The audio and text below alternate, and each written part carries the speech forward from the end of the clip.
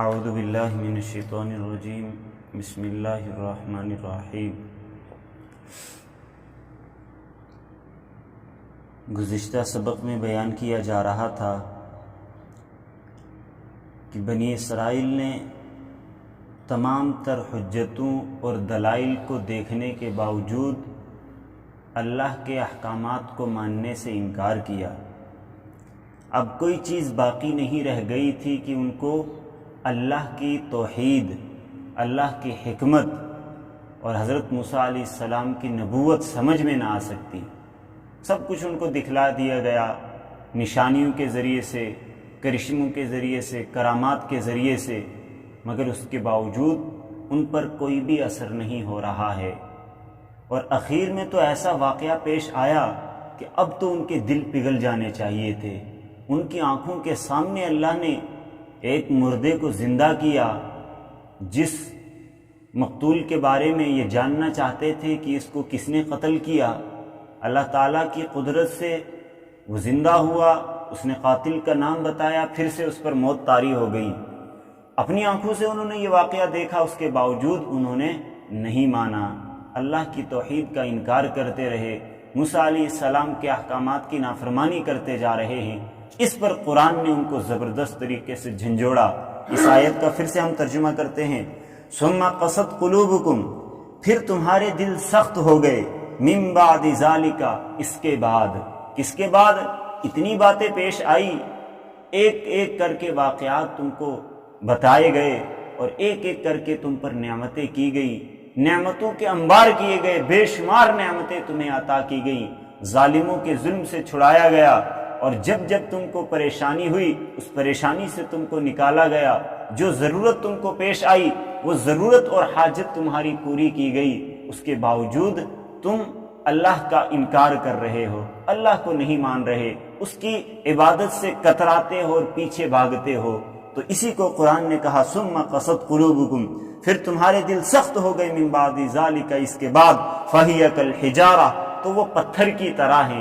جس طرح پتھر سخت ہوتا ہے، آپ اس پر چوٹ ماریں گے اس کو کچھ نہیں ہوگا، آپ کے ہاتھ کو تکلیف ہوگی اگر آپ اپنے ہاتھ کے ذریعے سے اس کو چوٹ ماریں گے۔ اسی کو مثال اور تشبیہ دی کہ وہ ان کے دل پتھر کی طرح ہو چکے ہیں۔ پھر ممکن ہے پتھر نے بھی گلا شکوہ کیا ہو، پتھر سوچ رہے ہوں گے کہ ہماری کیا غلطی ہے کہ ان نافرمانوں کو ہمارے ساتھ تشبیہ دی جا رہی ہے، ان یہودیوں کی تشبیہ ہمارے ساتھ دی جا رہی ہے۔ تو قرآن نے پتھروں کی بھی صفائی بیان کی کہ کچھ پتھر تو ایسے ہیں جو پھٹ پڑتے ہیں، ان میں سے نہریں نکل آتی ہیں، لیکن ان کے دل اتنے سخت ہیں کہ ان میں ذرا بھی اثر نہیں ہوتا۔ فہی کالحجارہ، تو وہ پتھر کی طرح ہیں، واشد قسوہ، یا پتھر سے بھی زیادہ سخت ہیں۔ وَإِنَّ مِنَ الْحِجَارَةِ لَمَا يَتَفَجَّرُ مِنْهُ الْأَنْهَارُ، اور بے شک پتھروں میں سے کچھ پتھر ایسے ہیں، لما يَتَفَجَّرُ مِنْهُ الْأَنْهَارُ، کہ ان میں سے نہریں پھوٹ پڑتی ہیں۔ وَإِنَّ مِنْهَا لَمَا يَشَّقَّقُ، اور ان میں سے کچھ ایسے ہیں کہ پھوٹ پڑتے ہیں، فَيَخْرُجُ مِنْهُ الْمَاءُ، تو اس سے پانی نکل آتا ہے۔ دونوں آیتوں کا اور دونوں ٹکڑوں کا ترجمہ ایک جیسا ہے، فرق یہ ہے پہلے میں یہ بتایا گیا کہ ان میں سے چھوٹی چھوٹی نہریں بھی نکل آتی ہیں، اور کبھی اس طریقے سے یہ پتھر پھٹتے ہیں کہ پوری پوری اس میں سے ندیاں بہنے لگتی ہیں۔ جس طریقے سے کشمیر میں دوسری جگہوں میں ناگ بہ رہے ہیں، ویری ناگ، کوسر ناگ، یہ سب ناگ کہاں سے نکل رہے ہیں؟ پتھروں میں سے پانی پھٹ کے نکل رہا ہے اور وہ بہ رہے ہیں۔ پھر اس کے بعد کہا کیسے ہیں یہ پتھر؟ وَإِنَّ مِنْهَا لَمَا يَهْبِطُ مِنْ خَشْيَةِ اللَّهِ، اور ان پتھروں میں سے کچھ ایسے پتھر ہیں، لَمَا يَهْبِطُ مِنْ خَشْيَةِ اللَّهِ، جو اللہ کے خوف سے، اللہ کی خشیت سے کھسک جاتے ہیں، اپنی جگہ سے کھسک جاتے ہیں، اپنی جگہ پر بھی ٹھہر نہیں سکتے، اتنا ان میں اللہ کا خوف ہے۔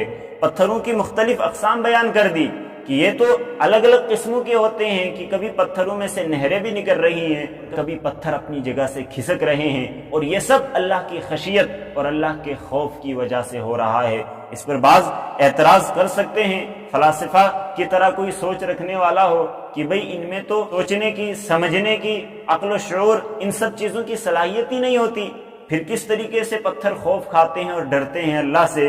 تو اہل سنت کا اس پر ایمان ہے کہ جتنی بھی کائنات میں چیزیں ہیں سب کے اندر اللہ تعالیٰ نے فہم و شعور رکھا ہے، سب میں سوچنے کی صلاحیت ہے، لیکن ہمیں پتہ نہیں چل سکتا، ہم نہیں سمجھ سکتے، اور ہر چیز اللہ کی تسبیح بیان کرتی ہے، اللہ کی تعریف کر رہی ہوتی ہے، اللہ کی عبادت میں لگی ہوئی ہے کائنات کی ہر چیز۔ قرآن نے دوسری جگہ کہا وَإِن مِّن شَيْءٍ إِلَّا يُسَبِّحُ بِحَمْدِهِ، کہ کوئی بھی چیز کائنات میں نہیں ہے مگر وہ اللہ کی حمد بیان کر رہی ہے۔ وَلَٰكِن لَّا تَفْقَهُونَ تَسْبِيحَهُمْ، لیکن تم ان کی تسبیح کو سمجھ ہی نہیں سکتے، ہم نہیں ان کی تسبیح کو سمجھ سکتے کہ وہ کس طریقے سے اللہ کی تعریف کر رہے ہیں، کیسے عبادت کر رہے ہیں۔ يُسَبِّحُ لَهُ مَن فِي السَّمَاوَاتِ وَالْأَرْضِ وَالطَّيْرِ صَافَّاتٍ، کہ کیا تم نے دیکھا نہیں کہ زمین و آسمان میں ہر چیز اللہ کی تسبیح بیان کر رہی ہے، وَالطَّيْرُ صَافَّاتٍ، اور پرندے پر پھیلائے ہوئے ہیں، كُلٌّ قَدْ عَلِمَ صَلَاتَهُ وَتَسْبِيحَهُ، ہر چیز اپنی تسبیح کو جانتی ہے، ہر چیز اپنی نماز اور عبادت کرنے کے طریقے سے واقف ہے، انہیں پتا ہے کہ ہمیں اللہ کی تسبیح کس طریقے سے کرنی ہے۔ درخت کبھی ہلتے ہیں، کبھی کھڑے ہیں، پہاڑ اپنی جگہ قائم ہیں، دائم ہیں، پرندے چہل پہل کر رہے ہیں، مچھلیاں سمندر میں تیر رہی ہیں، ہر چیز اپنے طریقے سے اللہ کی حمد و ثنا کر رہی ہے، اللہ کی تسبیح بیان کر رہی ہے، اللہ کی عبادت کر رہی ہے، لیکن ہم اس کو سمجھ نہیں سکتے ہیں، ہمارے اندر اس کو سمجھنے کی صلاحیت نہیں ہے۔ وہ مرغہ صبح صبح اذان نہیں دیتا ہے، سب کو جگاتا ہے، تو وہ بھی کیا کر رہا ہوتا ہے؟ اللہ کی تسبیح بیان کر رہا ہوتا ہے۔ مفتی صاحب اس کو بڑے زبردست انداز سے بیان کیا کرتے تھے، شعر میں بیان کرتے تھے کہ ٹھاکر کو لوگ ٹھیکر چنگا، جس بچ پیوے پانی کتا، ساڈے کو لوگ ککڑ چنگا جیڑا سحری جگائی دا۔ تو صبح صبح مرغہ جگا رہا ہوتا ہے، ایمان والوں کو بیدار کر رہا ہوتا ہے کہ جاگ جاؤ، اللہ کی تسبیح بیان کر رہا ہو، وہ بھی تسبیح کر رہا ہوتا ہے، لیکن ہمیں پتہ نہیں چلتا ہے کہ اللہ کی تسبیح بیان کر رہا ہے۔ اور انسان کیا کرتا ہے؟ غافل پڑا سویا ہوتا ہے، مست ہوتا ہے، اسے دنیا کی کوئی خبر نہیں، دین کی کوئی خبر نہیں ہے۔ لیکن قرآن کہہ رہا ہے کہ اللہ نے جس چیز کو بھی پیدا کیا ہے ہر چیز اللہ کی تسبیح و تحمید اپنے طریقے سے کر رہی ہے، جیسے اس کو حکم دیا اللہ نے کہ تم نے ایسے تسبیح کرنی ہے، ایسے عبادت کرنی ہے، وہ ویسے عبادت کر رہی ہے۔ ہم کو جس طریقے سے عبادت کرنے کے لیے حکم دیا گیا ہم نے ویسے عبادت کرنی ہے، ورنہ ہم بھی اللہ کے نافرمان بن جائیں گے۔ وَإِنَّ مِنْهَا لَمَا يَشَّقَّقُ فَيَخْرُجُ مِنْهُ الْمَاءُ، تو کیا کہا؟ کچھ پتھر ایسے ہیں کہ وہ پھٹ پڑتے ہیں، اپنی جگہ سے کھسک جاتے ہیں، لیکن انسان کا دل اتنا سخت ہے کہ اس کو سب چیزیں دکھلا دی، تمام حجتیں مکمل ہو گئی، اس کے باوجود یہ بنی اسرائیل ماننے کو تیار ہی نہیں۔ وَمَا اللَّهُ بِغَافِلٍ عَمَّا تَعْمَلُونَ، اور اللہ غافل نہیں ہے، اما ان چیزوں سے تعملون، جو کچھ تم کر رہے ہو، جو کچھ تم کر رہے ہو، کیا اللہ کو خبر نہیں ہے؟ تم بار بار اللہ کے حکم کو جھٹلا رہے ہو اور انکار کر رہے ہو، موسیٰ علیہ السلام کی نافرمانی بھی کر رہے ہو، اللہ کے احکامات کی بھی خلاف ورزی کر رہے ہو، اللہ سب کچھ دیکھ رہا ہے، اور جب دیکھ رہا ہے تو ایک نہ ایک دن ہر چیز کا حساب لے گا۔ أَفَتَطْمَعُونَ أَن يُؤْمِنُوا لَكُمْ وَقَدْ كَانَ فَرِيقٌ مِّنْهُمْ يَسْمَعُونَ كَلَامَ اللَّهِ، حضرت موسیٰ علیہ السلام بار بار ان کو تبلیغ کر رہے ہیں، حق کی بات سمجھا رہے ہیں، کسی طریقے سے یہ پلٹ آئیں، لوٹ آئیں، ممکن ہے آج ان کو ہدایت نصیب ہو جائے، لیکن پھر بھی ان کو ہدایت نہیں مل رہی ہے۔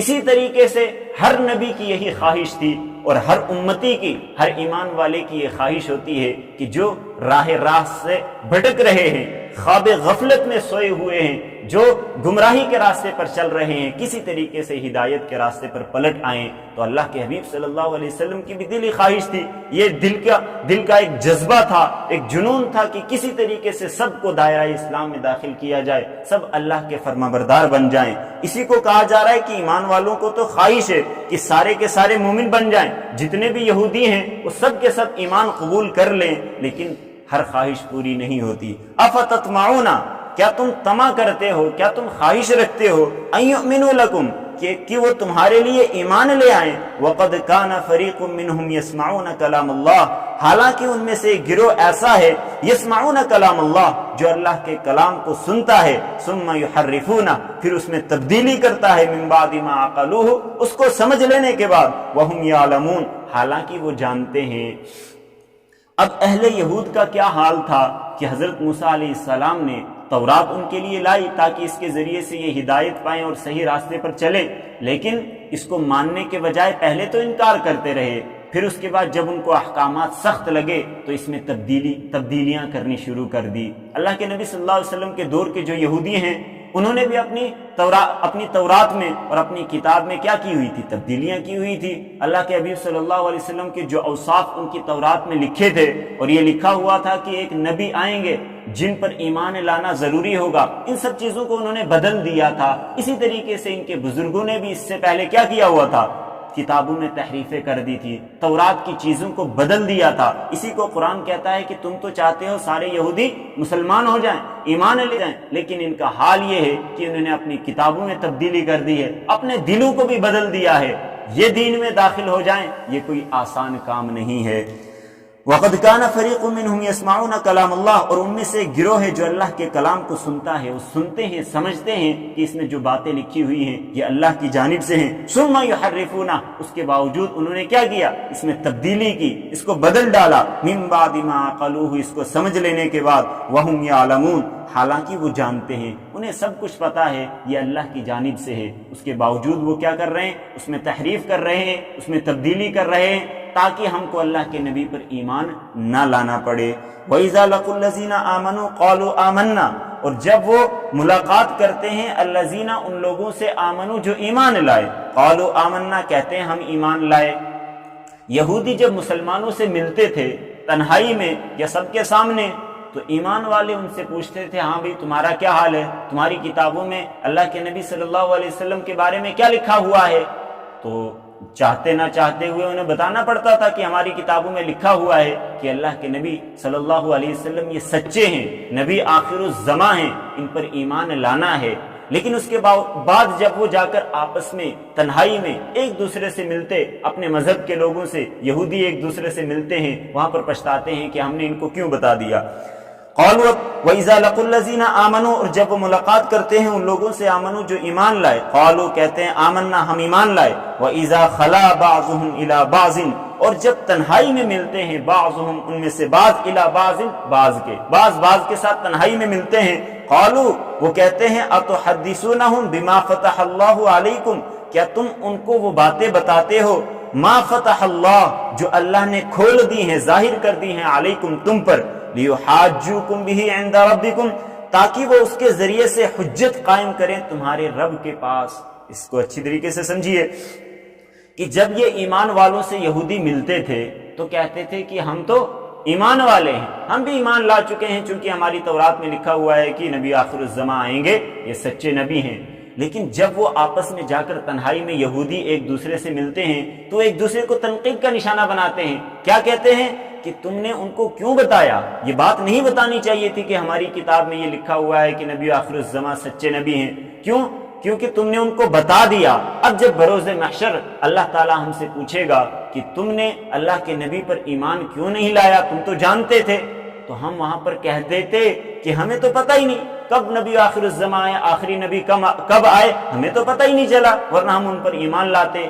لیکن چونکہ مسلمانوں کے سامنے اقرار کیا تم نے کہ ہماری کتاب میں لکھا ہوا ہے، اس لیے مسلمان سامنے آ کر کھڑے ہو جائیں گے، وہ کہیں گے کہ نہیں، انہوں نے خود اقرار کیا تھا کہ اللہ کے نبی صلی اللہ علیہ وسلم آخری نبی الزماں ہیں، ان پر ایمان لانا ہے، ہماری کتاب میں لکھا ہے، تو حجت تمام ہو جائے گی، وہاں پر تو یہ ہمارے خلاف دلیل قائم کر لیں گے، وہاں پر ہم پکڑے جائیں گے۔ اس طریقے سے وہ بیوقوفی کی باتیں کر رہے ہیں، سٹیائے ہوئے لوگ ہیں کہ دماغ بھی اب ان کا کام نہیں کر رہا ہے۔ قالوا اتحدثونہم، وہ کہتے ہیں کیا تم نے ان کو بتایا، بما، اس بارے میں، فتح اللہ، جو اللہ نے ظاہر کر دیا، علیکم، تم پر، لیحاجوکم بہ عند ربکم، تاکہ وہ اس کے ذریعے سے حجت قائم کریں تمہارے رب کے پاس، رب کے سامنے جا کر کہیں گے کہ مسلمان کہیں گے کہ انہوں نے تو خود اقرار کیا تھا کہ آخری نبی ہیں، ان پر ایمان لانا ہے، ہماری کتاب میں لکھا ہوا ہے۔ افلا تعقلون، کیا تم عقل نہیں رکھتے؟ عقل سے کام کیوں نہیں لیتے ہو؟ عقل سے کام لیتے اگر تم تو اپنی اس بات کو چھپائے رکھتے جو تورات میں لکھا ہوا ہے، مسلمانوں کے سامنے ظاہر نہ کرتے، لیکن تم نے عقل سے کام نہیں لیا، سب باتیں جا کر ان کو بتا دی، اب ہم پھنس گئے ہیں۔ اللہ تعالیٰ صحیح سمجھ کی توفیق عطا فرمائے۔ صدق اللہ العظیم۔